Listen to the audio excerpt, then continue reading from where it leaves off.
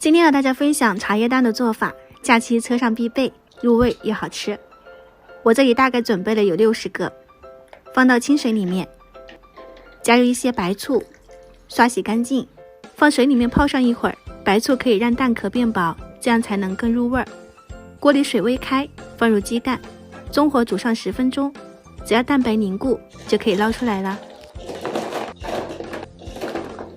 一个个敲破，有裂缝才有花纹，也能够更加入味儿。材料水就是香叶、八角、茶叶、片糖、食用盐，再加入酱油，搅拌均匀。开大火煮上20分钟，让茶味出来和卤味融合。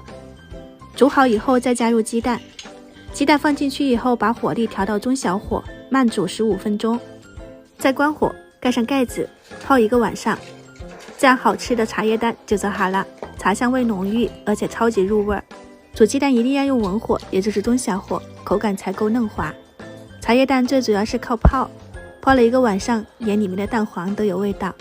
如果想吃，今天晚上就可以提前安排啦。喜欢我的视频，记得关注我哦。